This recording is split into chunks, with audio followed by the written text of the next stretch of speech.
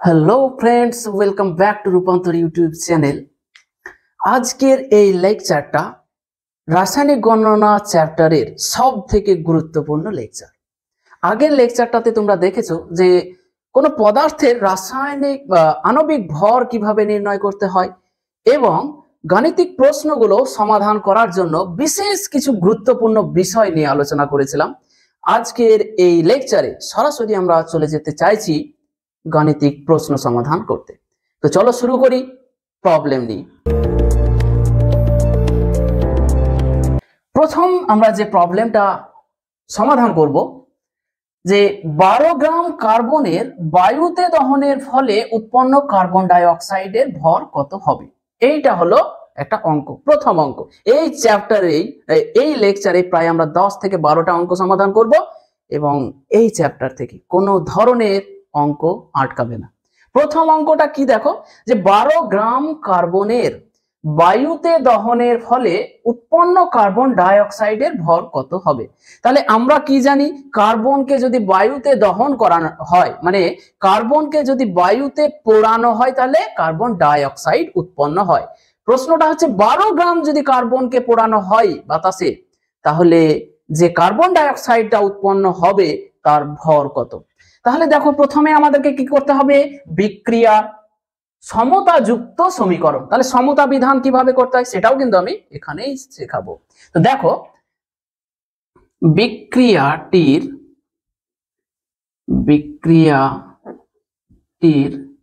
সমতাযুক্ত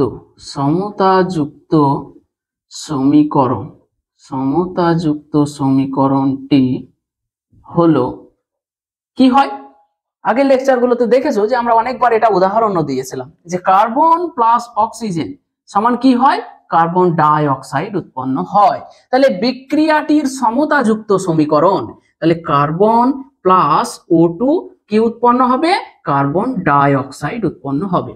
সমতা বিধান করা আছে কি নেই সেটা চেক করতে গেলে কি করতে হবে, যে উভয় পক্ষের পরমাণু সংখ্যা, প্রত্যেকটা মৌলের পরমাণু সংখ্যাটা হিসাব করো। দেখো এইখানে কটা কার্বন আছে, একটা। তার মানে হচ্ছে এই যে বিক্রিয়কের মোট কার্বন পরমাণু সংখ্যা কত, একটা। তাহলে বিক্রিয়া জাতরও একটা থাকবে। তাহলে দেখো এখানে একটা সি ছিল, এখানে একটা সি আছে। অক্সিজেন এখানে কটা পরমাণু ছিল, দুটো ছিল, এখানে দুটো আছে। তার মানে হচ্ছে বিক্রিয়াটি সমতা যুক্ত। এই সমীকরণটা হলো সমতা বিধান যুক্ত সমীকরণ। তাহলে দেখো তো যে কার্বনের তাহলে আণবিক ভর আর পারমাণবিক ভর এখানে তো একই, তাহলে 12 গ্রাম। আর কার্বন ডাই অক্সাইড তাহলে যেটা উৎপন্ন হয়েছে তার পরিমাণ কত কার্বনে, তাহলে আণবিক ভর আমরা বার করা আগে লেকচারে শিখেছি আণবিক ভর কিভাবে বার করতে হয়। তাহলে দেখো এখানে কার্বন একটা আছে, তাহলে 1 ইন্টু কার্বনের কত হয় 12 প্লাস দুটো অক্সিজেন পরমাণু আছে এখানে, তাহলে 2 ইন্টু অক্সিজেনের কত হয় 16 পারমাণবিক ভর এত গ্রাম। তাহলে কত হলো 44 গ্রাম। তাহলে কি দেখতে পাচ্ছি বলতো, যে 12 গ্রাম কার্বন যদি বাতাসে পোড়ানো হয়, যে O2 মানে তো বাতাসে পোড়ানো হচ্ছে, তাহলে 12 গ্রাম কার্বনকে পোড়ানো হলে কত গ্রাম কার্বন ডাই অক্সাইড উৎপন্ন হয়, 44 গ্রাম। এটাই হচ্ছে অঙ্কটা। তাহলে আমরা কি বলবো, যে 12 গ্রাম, অতএব 12 গ্রাম কার্বনের বায়ুতে দহনের ফলে উৎপন্ন CO2 এর ভর হবে কত, 44 গ্রাম। এইটা হয়ে গেল অ্যান্সার। তাহলে এটা একটা ছোট্ট অঙ্ক নিয়েছিলাম প্রথমে, বোঝা গেল যে 12 গ্রাম কার্বনকে যদি বায়ুতে পোড়ানো হয় তাহলে যে কার্বন ডাই অক্সাইডটা উৎপন্ন হবে তার ভর কত হয়ে যাবে, 44 গ্রাম। এটা গেল 1 নম্বর কোশ্চেন। এরপরে আমরা 2 নম্বর কোশ্চেন নিয়ে নিচ্ছি। 2 নম্বর কোশ্চেনটা হচ্ছে যে 5 গ্রাম চুনা পাথরের তাপ বিয়োজনে উৎপন্ন চুন ও কার্বন ডাই অক্সাইডের পরিমাণ নির্ণয় করো। ব্র্যাকেটে দিয়েছে কার্বনের পারমাণবিক ভর 12, ক্যালসিয়ামের হচ্ছে 40, অক্সিজেনের হচ্ছে 16। তাহলে অঙ্কটা কি বলছে, যে 5 গ্রাম চুনা পাথর কি, ক্যালসিয়াম কার্বনেট, একে বাংলায় বলা হয় চুনাপাথর। তাহলে 5 গ্রাম চুনাপাথরকে বা 5 গ্রাম চুনাপাথরের যদি তাপ বিয়োজন করা হয়, তাপ দেওয়া হয়, তাহলে রাসায়নিক বিক্রিয়া ঘটে যায়। তো বিয়োজনের ফলে উৎপন্ন কি উৎপন্ন হয়? চুন উৎপন্ন হয়। চুন মানে কি? Calcium oxide. ক্যালসিয়াম অক্সাইডকে বাংলাতে চুন বলা হয়। চুন উৎপন্ন হয় এবং কার্বন ডাই অক্সাইড উৎপন্ন হয়। তো বলছি যে এদের পরিমাণ কত হবে? তাহলে কত গ্রাম চুনাপাথরের আমরা বিক্রিয়া ঘটাচ্ছি? 5 গ্রাম। তাহলে 5 গ্রাম ক্যালসিয়াম কার্বনেটের বিয়োজনের ফলে যে ক্যালসিয়াম অক্সাইড এবং কার্বন ডাই অক্সাইড উৎপন্ন হবে, তাদের পরিমাণটা নির্ণয় করতে হবে। তাহলে আমাদেরকে আবার কি করতে হবে? বিক্রিয়াটির সমতাযুক্ত সমীকরণটি হলো, বিক্রিয়ার আমাদের এইভাবেই লিখতে হবে, বিক্রিয়ার সমতাযুক্ত সমীকরণটি হলো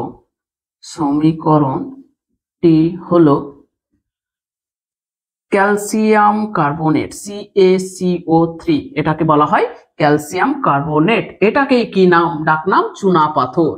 চুনাপাথর। তাহলে এটা তোমরা লিখতে পারো চুনাপাথর। চুনাপাথর। একে যদি তাপ বিয়োজন করা হয়, তাপ দেওয়া হয়, তাহলে কি উৎপন্ন হয়? ক্যালসিয়াম অক্সাইড উৎপন্ন হয় এবং কি উৎপন্ন হয়? কার্বন ডাই অক্সাইড উৎপন্ন হয়। তাহলে এই সমীকরণটা কি সমতা বিধান হয়েছে সেটা চেক করতে গেলে কি করতে হবে? যে বিক্রিয়ক পদার্থের প্রত্যেকটি মৌলের পরমাণু সংখ্যা এবং বিক্রিয়াজাত পদার্থের পরমাণু সংখ্যা কি হবে? সমান হবে। তার মানে এইখানে দেখো তো ক্যালসিয়াম কটা আছে? ক্যালসিয়াম আছে একটা। দেখো এইখানেও ক্যালসিয়াম একটা আছে, তাহলে ক্যালসিয়াম নিয়ে সমস্যা নেই। কার্বন কটা আছে? কার্বন এদিকে একটা আছে, দেখো এইখানেও একটা আছে। অক্সিজেন কটা এদিকে ছিল? O3, মানে 3টে ছিল। দেখো তো এখানে কটা আছে? এখানে অক্সিজেন 2টো চলে গেছে, এখানে একটা চলে গেছে। তার মানে অক্সিজেনেরও ঠিক আছে। তাহলে এটা কি হয়ে গেল? সমতাযুক্ত সমীকরণ। আমাদের আর সমতা বিধান করার দরকার নেই। আচ্ছা, তাহলে এইখান থেকে আমাদেরকে কি করতে হবে? ক্যালসিয়াম কার্বনেটের আণবিক ভর বার করে নিতে হবে। ক্যালসিয়াম, তাহলে ক্যালসিয়াম দেখো কত দেওয়া আছে? 40। তাহলে একটা ক্যালসিয়াম আছে 1 × 40 প্লাস কার্বন কত আছে? একটা 1 × কার্বন কত? 12 প্লাস অক্সিজেন কটা আছে? 3টে, তাহলে 3 × 16 গ্রাম। তাহলে কত এটা? দেখো 40 প্লাস 12, 52 আর 3 × 48, মানে 52 প্লাস 48 মানে 100 গ্রাম। ক্যালসিয়াম অক্সাইডের দেখো আণবিক ভর কত? ক্যালসিয়াম অক্সাইড, তাহলে 1 × একটা ক্যালসিয়াম মানে 40 প্লাস একটা অক্সিজেন, তাহলে 1 × 16, তাহলে কত দাঁড়ালো? 40 প্লাস 16 মানে 56 গ্রাম। কার্বন ডাই অক্সাইড, কার্বন কটা আছে? একটা, 1 × কার্বন মানে 12 প্লাস অক্সিজেন কটা? 2টো, 2 × 16 গ্রাম। তাহলে কত? 16 দুগুণে 32 আর 12 44 গ্রাম।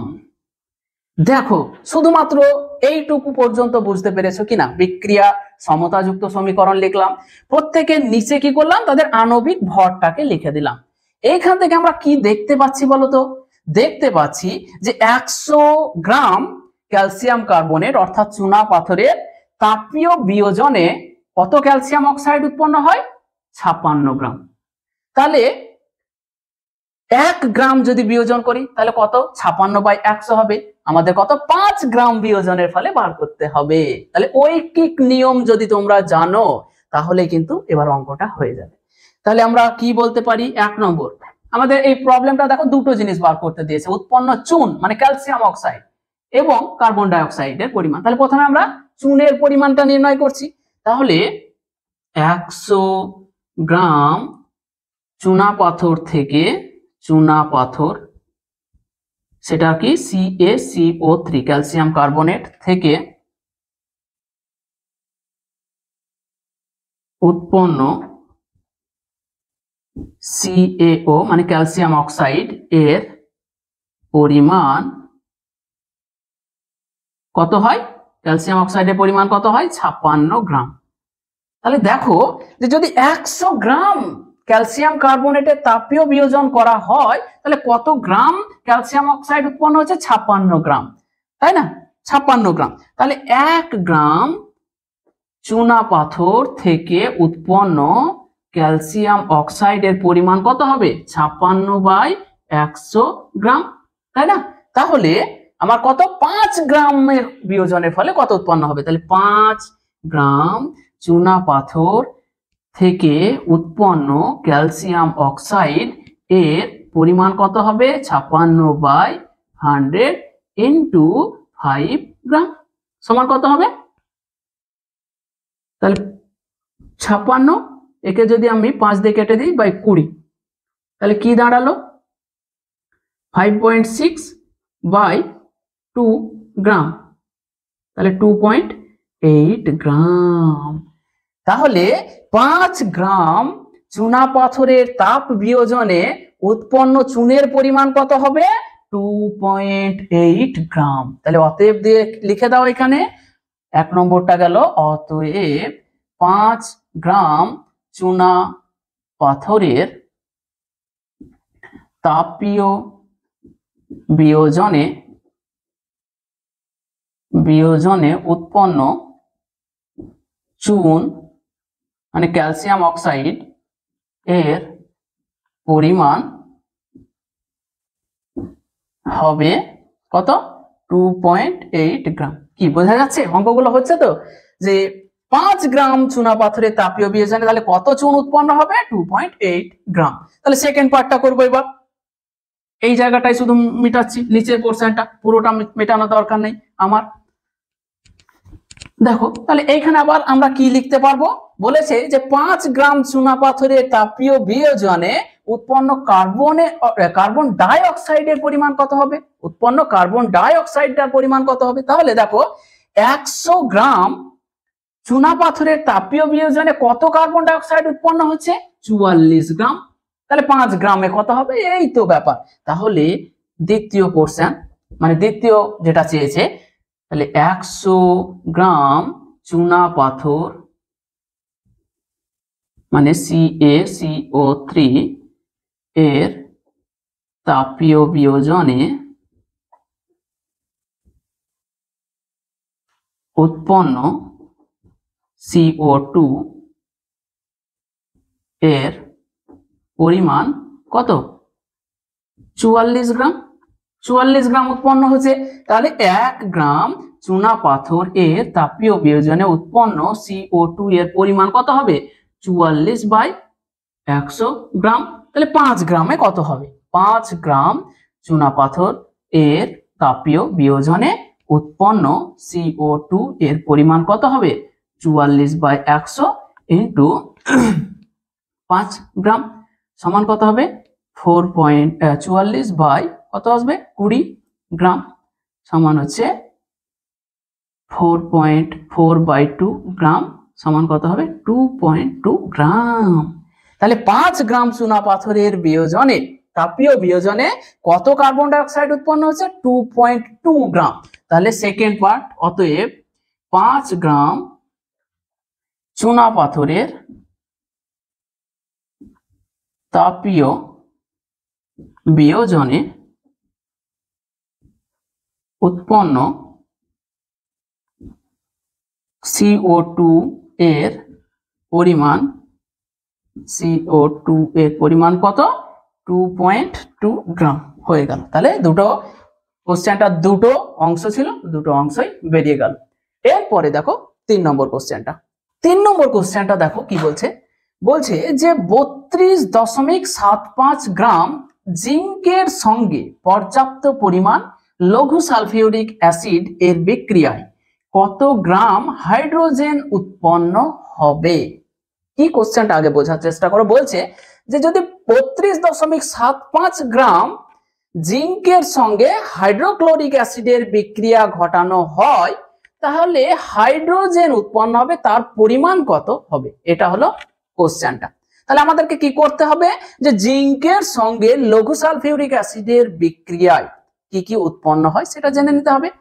তাহলে যখনই জিঙ্কের সঙ্গে লঘু সালফিউরিক অ্যাসিডের বিক্রিয়া ঘটে তখন জিঙ্ক সালফেট এবং হাইড্রোজেন গ্যাস উৎপন্ন হয়। তাহলে ডাইরেক্ট আমরা কি লিখবো? যে বিক্রিয়ার সমতাযুক্ত সমীকরণটি হলো বিক্রিয়ার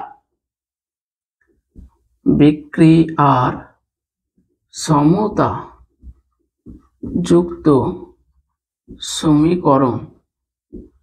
সমীকরণটি হলো সমতাযুক্ত সমীকরণ।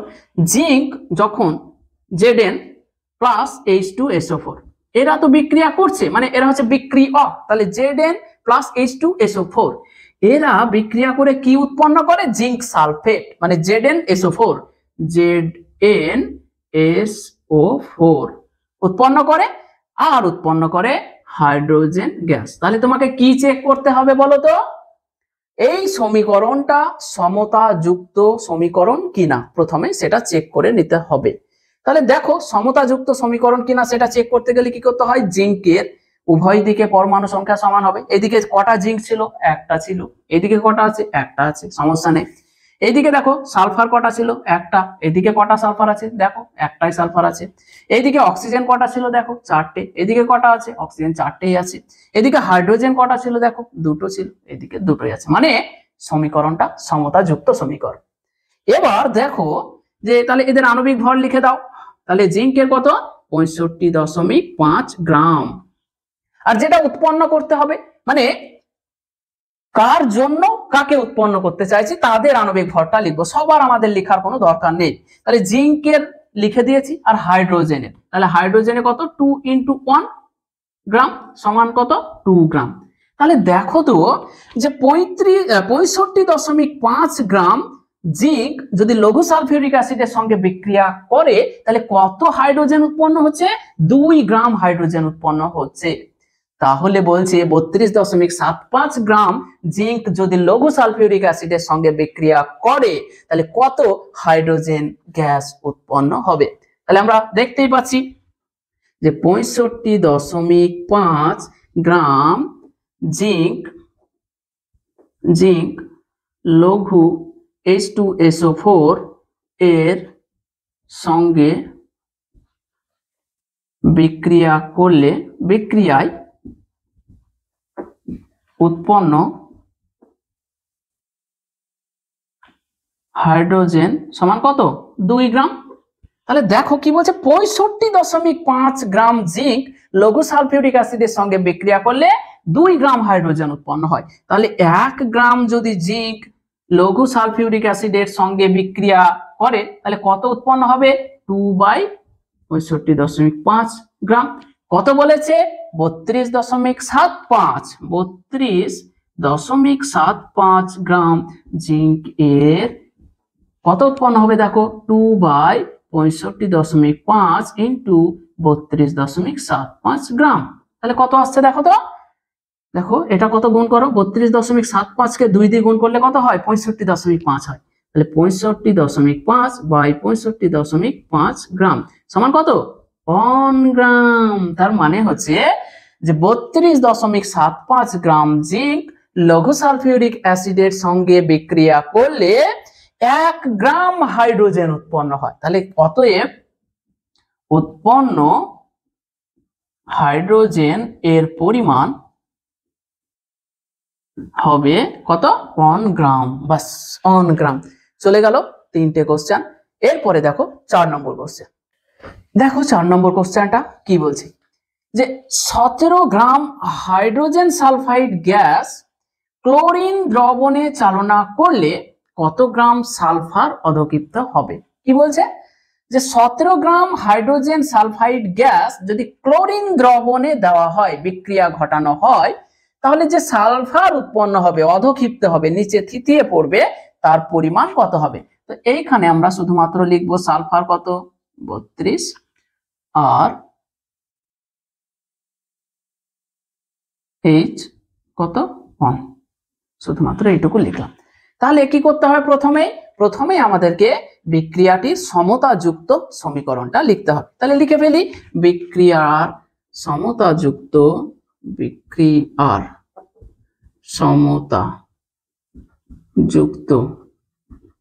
সমীকরণটি হলো বিক্রিয়ার সমতাযুক্ত সমীকরণটি হলো কি করছে? কার সঙ্গে? ক্লোরিনের সঙ্গে কার বিক্রিয়া ঘটাচ্ছে? হাইড্রোজেন সালফাইডের। দিয়ে কি উৎপন্ন হচ্ছে সেটাই হচ্ছে আমাদের আলোচনার বিষয়। তাহলে দেখো, তাহলে যখনই ক্লোরিন হাইড্রোজেন সালফাইড গ্যাসের সঙ্গে বিক্রিয়া করে তখন কি কি উৎপন্ন হয়? হাইড্রোজেন ক্লোরাইড গ্যাস উৎপন্ন হয় এবং সালফার অধক্ষিপ্ত হয়। তাহলে কি কি উৎপন্ন হয়? HCl উৎপন্ন হয় এবং সালফার উৎপন্ন হয়। তাহলে এইখানে কি উৎপন্ন হবে? HCl প্লাস কি উৎপন্ন হবে? সালফার। তাহলে এবার আমাকে কি করতে হবে? চেক করতে হবে যে এই সমীকরণটা সমতা বিধান আছে কি নেই। এই সমীকরণটা সমতা বিধান আছে কি নেই সেটা চেক করে নিতে হবে। তাহলে দেখো এইদিকে ক্লোরিন কটা ছিল? ক্লোরিন দুটো ছিল। এইদিকে তোমার ক্লোরিন কটা পেয়েছো? একটা। তাহলে এই সমীকরণটা সমতা বিধান করা নেই। তাহলে দেখো এইখানে হাইড্রোজেন কটা ছিল বলো তো? হাইড্রোজেন দুটো ছিল। এইখানে কটা আছে? একটা আছে। তাহলে আমি যদি এই রকম করে দিই 2HCl, তাহলে দেখো হাইড্রোজেন দুটো হয়ে গেল, ক্লোরিনও দুটো হয়ে গেল। ক্লোরিন দুটো ছিল, ক্লোরিন দুটো, হাইড্রোজেন দুটো ছিল, হাইড্রোজেন দুটো, আর সালফার সালফার। তাহলে এখন কি হয়ে গেল? সমীকরণটা সমতা বিধান হয়ে গেল। এবার এদের নিচে আমাকে কি করতে হবে? আণবিক ভরটা লিখতে হবে। তাহলে হাইড্রোজেন সালফাইডের আণবিক ভর কত বলো তো? দুটো হাইড্রোজেন মানে 2 × 1 প্লাস সালফার, তাহলে 1 × 32 গ্রাম সমান কত? 2 + 32 মানে 34 গ্রাম। 34 গ্রাম। আর সালফার কত? সালফার হচ্ছে 32 গ্রাম। তাহলে আমরা কি দেখতে পাচ্ছি বলতো? যে 34 gram hydrogen sulphide gas chlorine দ্রবণে চালনা করলে উৎপন্ন সালফারের পরিমাণ কত? 32 গ্রাম। তাহলে আমরা লিখে ফেলি যে 34 গ্রাম হাইড্রোজেন সালফাইড থেকে উৎপন্ন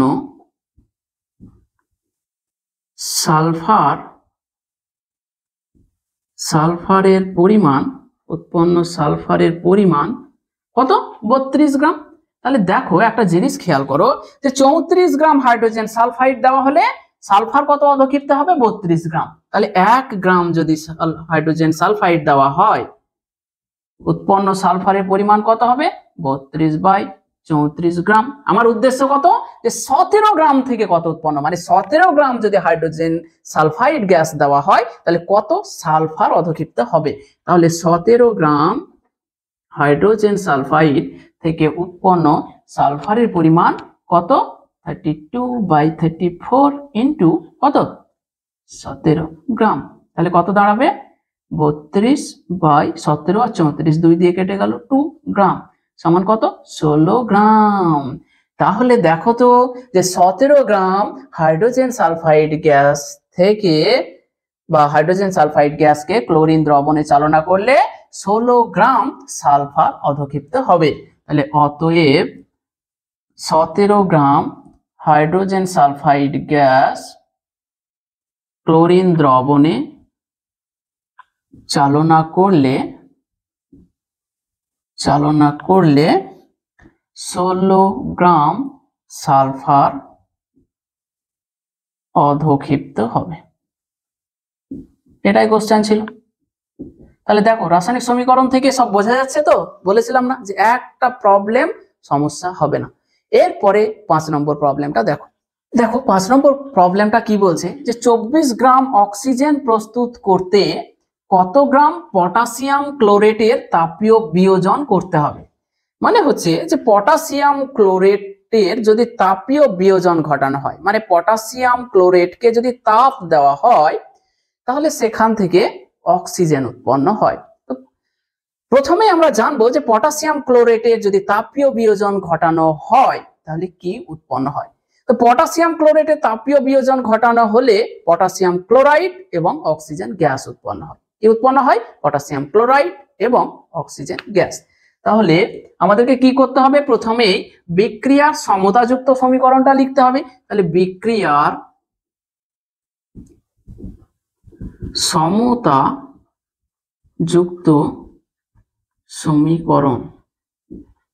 সমীকরণটি হলো কি? পটাশিয়াম ক্লোরেট KCl O3, এটা হলো পটাশিয়াম ক্লোরেটের সংকেত, পটাশিয়াম ক্লোরেট, পটাশিয়াম ক্লোরেট। ঠিক আছে, এই পটাশিয়াম ক্লোরেটের যদি তাপীয় বিয়োজন করা হয় তাহলে কি উৎপন্ন হয়? পটাশিয়াম ক্লোরাইড, KCl উৎপন্ন হয়, প্লাস O2 উৎপন্ন হয়, অক্সিজেন উৎপন্ন হয়। তাহলে আমাদেরকে চেক করে নিতে হবে যে এই সমীকরণটা কি বিক্রিয়া সমতাযুক্ত সমীকরণ।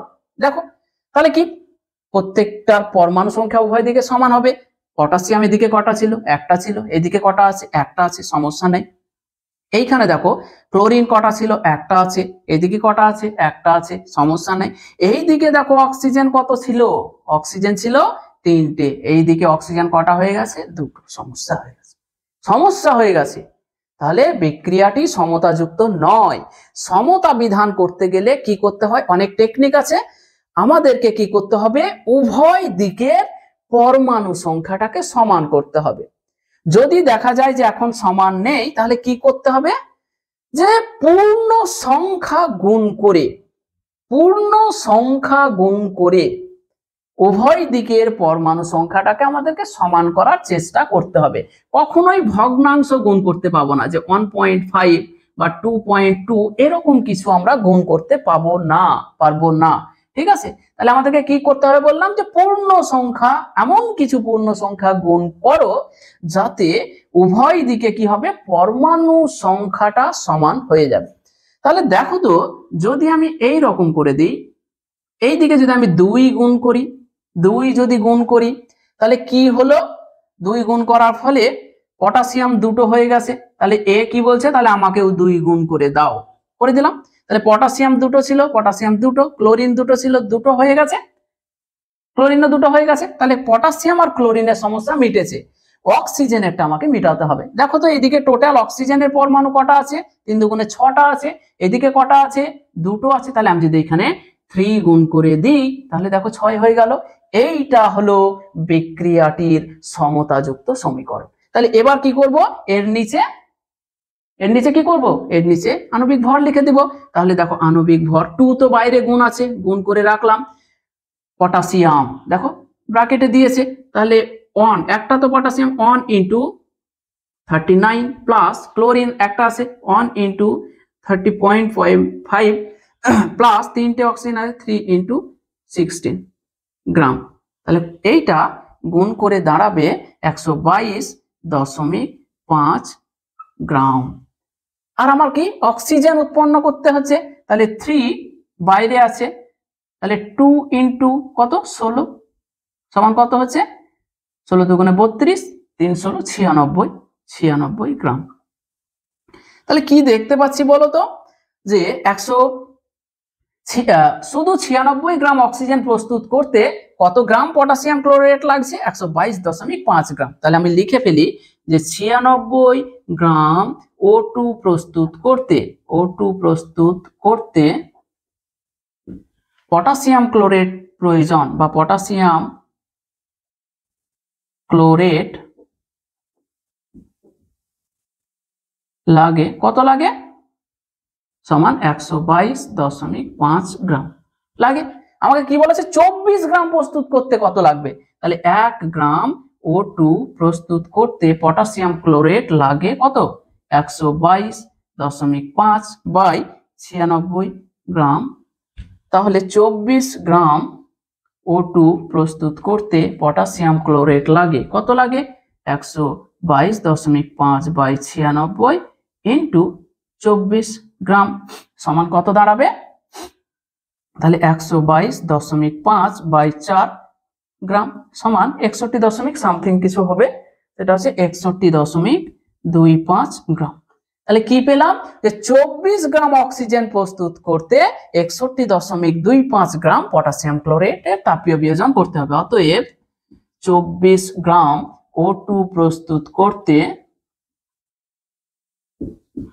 61.25 গ্রাম পটাশিয়াম ক্লোরেটের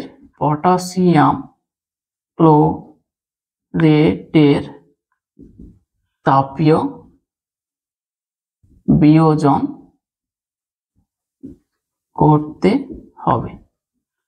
তাহলে এইটা গেল আমাদের 5 নম্বর প্রবলেম। লিখে নাও। এরপরে 6 নম্বর প্রবলেম নিয়ে চলে আসছি, থামবো না। দেখো 6 নম্বর কোশ্চেনটা কি বলছে যে 8.4 গ্রাম নাইট্রোজেন উৎপন্ন করার জন্য কত পরিমাণ অ্যামোনিয়াম নাইট্রাইটকে উত্তপ্ত করতে হবে। তার মানে হচ্ছে যে অ্যামোনিয়াম নাইট্রাইটকে যদি উত্তপ্ত করা হয় তাহলে নাইট্রোজেন গ্যাস উৎপন্ন হয়। আমরা নাইট্রোজেন উৎপন্ন করতে চাইছি কোথা থেকে? অ্যামোনিয়াম নাইট্রেট থেকে, মানে NH4NO2 থেকে। তাহলে প্রথমে আমাদেরকে কি করতে হবে?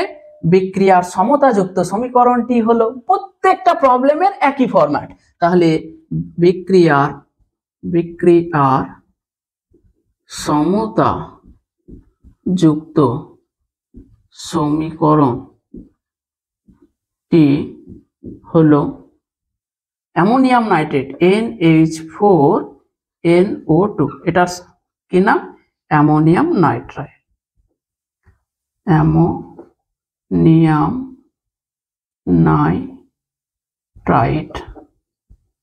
নাইট্রাইট। ঠিক আছে, একে যদি আমরা বিক্রিয়া করাই তাহলে কি কি উৎপন্ন হয়ে যায়? নাইট্রোজেন উৎপন্ন হয়, নাইট্রোজেন গ্যাস উৎপন্ন হয় এবং কি হয়? জল উৎপন্ন হয়, জল H2O, জল উৎপন্ন হয়। তাহলে আমাদেরকে কি করতে হবে? চেক করতে হবে যে এটা সমতাযুক্ত সমীকরণ কি সমতাযুক্ত নয়। তাহলে দেখো এদিকে টোটাল কটা নাইট্রোজেন ছিল? এখানে একটা নাইট্রোজেন, এখানে একটা নাইট্রোজেন, তাহলে নাইট্রোজেন দুটো ছিল। এদিকে নাইট্রোজেন কটা? দুটো, মিলে গেছে, সমস্যা নেই। তারপরে সবার মিলাতে হবে। হাইড্রোজেন এদিকে কটা ছিল? 4টে ছিল। এদিকে হাইড্রোজেন কটা? দুটো, সমস্যা হয়ে গেছে। মানে সমীকরণটা সমতাযুক্ত নয়, ব্যালেন্স ইকুয়েশন নয় এটা। তাহলে সমতাযুক্ত করার জন্য কি করতে হবে? এমন কোন পূর্ণ সংখ্যা দিয়ে গুণ করতে হবে যাতে উভয় দিকের পরমাণু সংখ্যাটা সমান হয়। তাহলে দেখো তো, যদি আমি এদিকে হাইড্রোজেন কটা আছে? 4টে আছে। তাহলে আমি এদিকে যদি 2 গুণ করে দিই তাহলে হাইড্রোজেন কটা হয়ে গেল? 4টে। এদিকে অক্সিজেন কটা ছিল? দুটো। এদিকে অক্সিজেন দেখো 2 ইন্টু অক্সিজেন, দুটো হয়ে গেল। তাহলে এটা হয়ে গেল বিক্রিয়ার সমতাযুক্ত সমীকরণ। এবার এদের নিচে আণবিক ভর লিখে দেব, আণবিক ভর। তাহলে nitrogen 1 into 14 plus 4 into 1 hydrogen plus 1 into 14 plus oxygen মানে 2 ইন্টু 16 গ্রাম দিয়ে কত হবে তাহলে বলো তো? 14 আর 4 18, 18 আর 14 32, 32 আর 32 64 গ্রাম, 64 গ্রাম। আর এদিকে নাইট্রোজেন, তাহলে 2 ইন্টু কত? নাইট্রোজেন 14 সমান 28 গ্রাম, 28 গ্রাম। কি বলছে বলো তো? যে 8.4 গ্রাম নাইট্রোজেন উৎপন্ন করব, কত গ্রাম অ্যামোনিয়াম নাইট্রাইট লাগবে? তাহলে আমরা দেখতে পাচ্ছি যে 28 গ্রাম নাইট্রোজেন প্রস্তুত করতে কত অ্যামোনিয়াম নাইট্রাইট লাগে? 64 গ্রাম। তাহলে 28 গ্রাম নাইট্রোজেন প্রস্তুত করতে অ্যামোনিয়াম নাইট্রাইট লাগে, অ্যামোনিয়াম নাইট্রাইট লাগে কত? 64 গ্রাম অ্যামোনিয়াম নাইট্রাইট লাগে। আচ্ছা, তাহলে 1 গ্রাম নাইট্রোজেন প্রস্তুত করতে অ্যামোনিয়াম নাইট্রাইট লাগে কত? 64/28 গ্রাম। তাহলে দেখো তো 8.4 গ্রাম নাইট্রোজেন প্রস্তুত করতে অ্যামোনিয়াম নাইট্রাইট লাগবে 64/28 ইন্টু 8.4 গ্রাম। এটা কত দাঁড়াবে? এটা দাঁড়াবে 19.2 গ্রাম। বাস। তাহলে দেখো তো 8.4 গ্রাম নাইট্রোজেন উৎপন্ন করতে কত পরিমাণ অ্যামোনিয়াম নাইট্রাইট লাগবে? 19.2 গ্রাম। অতএব 8.4 গ্রাম নাইট্রোজেন প্রস্তুত করতে